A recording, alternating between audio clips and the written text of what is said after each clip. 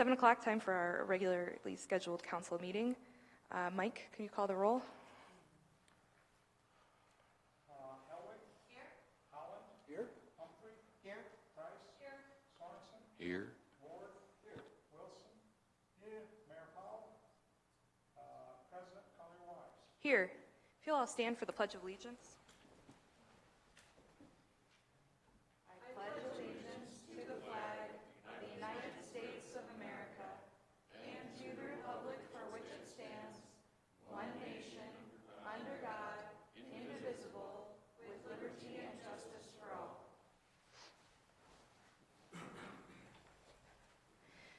So we have the minutes from the January 6th special meeting, January 6th regular meeting. We've got a motion and a second to approve the minutes. All in favor, please signify by saying aye. Aye. Any opposed? Motion carries. Adoption of the agenda. Is there any change to the agenda? Second. Got a motion and a second for adoption of the agenda. All in favor, please signify by saying aye. Aye. Any opposed? So moved. Visitors to be heard.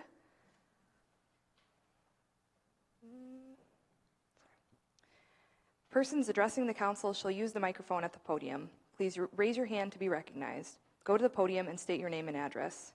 For any items not on the agenda, members of the public may speak under visitors to be heard on any topic not on the agenda. Remarks are limited to 5 minutes and no decision will be made at this time. For agenda items, public testimony will be taken at the beginning of each agenda item after the subject has been announced by the chair and explained by staff. Any citizen who wishes may speak one time for 5 minutes on each agenda item. Public testimony will then be closed on the topic and it will be given over to the governing body for possible action. At this point, only city council members and staff may discuss the current agenda item unless council member moves to allow another person to speak and there is unanimous consent from the council. Questions from council members, however, may be directed to staff or a member of the public through the presiding officer at any time. Is there anyone in the audience who would like to speak to anything not on the agenda? Seeing none, we'll move on to public hearings. Item 6A, special assessment roll for sidewalk repairs in the northwest quadrant. And Jose? Thank you. On October 16, 2017, the City Council approved a resolution adopting the resolution of necessity for sidewalk repairs in the northwest quadrant of the city. This quadrant of the community would essentially be anything north of Main Street and west of North Dakota Street. These sidewalks were completed, and the special assessment roll was filed with the City Finance Officer on November 26, 2019. At the December 2nd meeting, 2019 of the City Council, the Council approved a resolution setting today as the date to hold a public hearing on the special assessment rolls, giving a chance to the public to review and come to the meeting and voice any opinions that they may have on the subject at hand. The construction costs to be assessed are $12,553.93. This assessable value does not include the administrative fee, which is either $50 or 8%, whichever is greater. And as administration recommends approving the special assessment roll for the sidewalk repairs in the northwest quadrant of the city. Is there anyone in the audience who would like to speak to this? Seeing none, I'll turn it to the council. Steve? I'll second, but if I have a question. Okay, further discussion. We have a motion and a second. So this hearing that we're in right now means that if no citizens come forward, then they are fine with these assessments? Yeah. And what was the communication process to these folks? It actually gets published on the paper, and then each of the people on that list that you guys receive also receives a letter telling them the amount that they would be charged and when the meeting is going to be had. Very good. Thank you very much. Any further discussion? Seeing none, we have a motion and a second. All in favor, please signify by saying aye. Aye. Any opposed? Motion carries.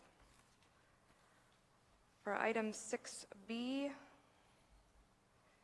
public hearing on special assessment roll for construction of concrete surfacing along Elm Street from Alumni Street to 246 feet south of Alumni Street. And Jose?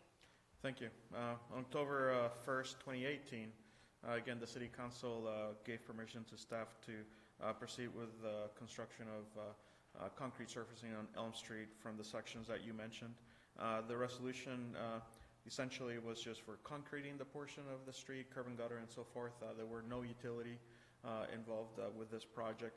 The work was completed in 2019 and the final payment was also issued to the contractor. The special assessment rolls were calculated and filed with the City Finance Officer on November 26, 2019. At the December 2nd meeting of 2019 again, the City Council approved today to be the date to hold the public hearing regarding these assessment rolls on this project.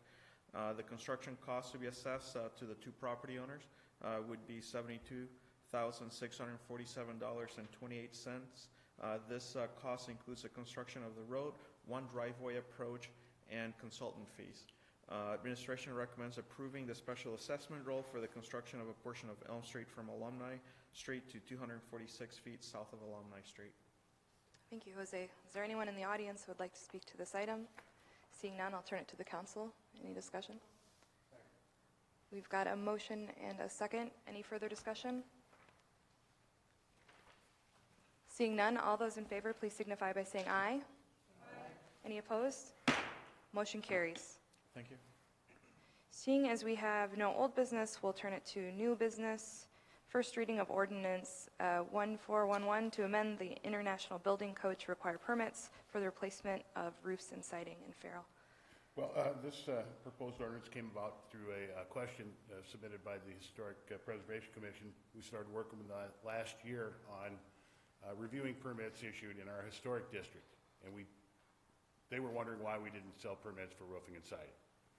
And I told them it's just something we exempted from our ordinance, and they asked that maybe we should look at adding that. And when we looked around at other cities in the state, they mostly do sell permits for roofing and siding. So with that in mind, we thought that would probably be something that Vermillion should do as well. We did look at our codes and see that these things were exempted. They're normally applied in the code when we adopt it, unless amended. We do amend it. So it's a change we made to decide not to sell permits. We propose that be removed from our exempt status and added to the section where we sell window permits. It's already there. It establishes a lot of the language for permits. Later on in second reading, you'll see a resolution come through, and we'll sell permits based on that same sort of idea with a flat rate fee for roofing and siding. We established some language on roofing where you could make maintenance repair items without having to pull a permit. We set that level at 50% of the roof covering within 5 years, with the idea that if you're going to repair your roof, you'll probably get a permit for the whole thing. You won't try and avoid the ordinance by just doing a little bit at a time. This is for the International Building Code.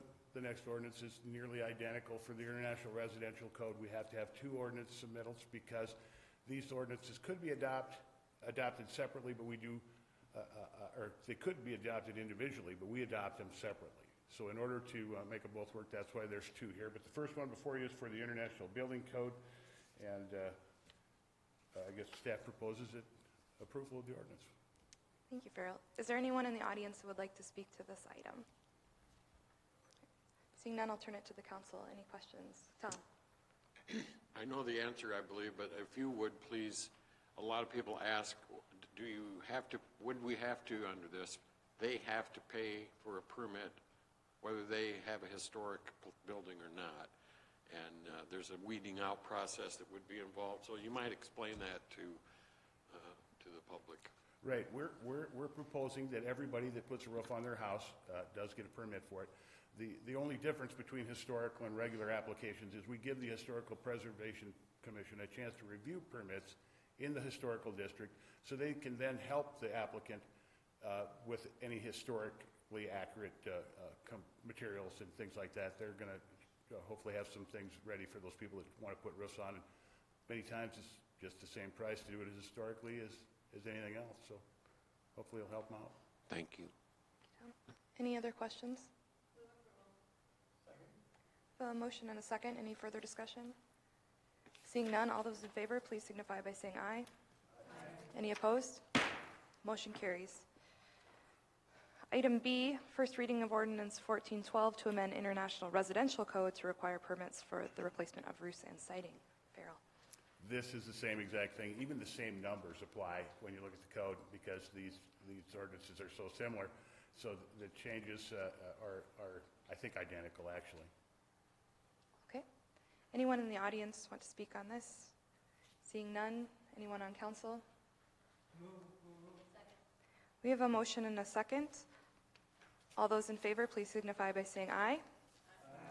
Any opposed? Motion carries. Thank you, Farrell. I don't believe we have any bid openings, so we'll move on to the city manager's report. John? Excuse me, thank you. Just a couple of items I'll mention briefly here. It snowed again, so just a reminder that sidewalks need to be cleared 24 hours after the end of the snow event. We did experience some problems this time with snow being stored on other people's property or left in the street, some items like that. So just a reminder, you do need to store it on your property. Do not create windrows across the street. And you can store it on your neighbor's property if the neighbor has okayed that. Also coming up here, we have the Heroes Behind the Badge blood drive. That happens this time every year. You do have two opportunities to contribute or participate. The first one is next Monday, January 27th from 10 a.m. to 6:30 p.m., and that's at the Sanford Vermillion Hospital. The second opportunity is on Saturday, February 8th from 8 a.m. to 1 p.m. at USD at the Sanford Health Fair at the Medical School building. And then the donors can participate and vote for either the police department or the fire department in this friendly competition between the two respective entities there. I believe the fire department is the reigning champ at the moment, and they might let the police department know that. But nonetheless, if you want to participate and vote accordingly, you certainly can. And a final reminder, our tree board will be meeting this, a week from Wednesday, January 23rd at 9:30 a.m. in the large conference room. Thank you, John. Any question for our city manager before we move on? Seeing none, invoices payable. If anyone has any questions for Mike? Tom? If you please, Mike, and I may have asked this in a year or two back, but I don't remember. What do we get for paying South Dakota state government $3,266 as a fee for the landfill? Is that just a state fee and sort of a mandatory thing, or? There's a state fee of $1 per ton that is assessed on all landfills in the state, and them funds are used to provide grants back to entities for landfills and recycling.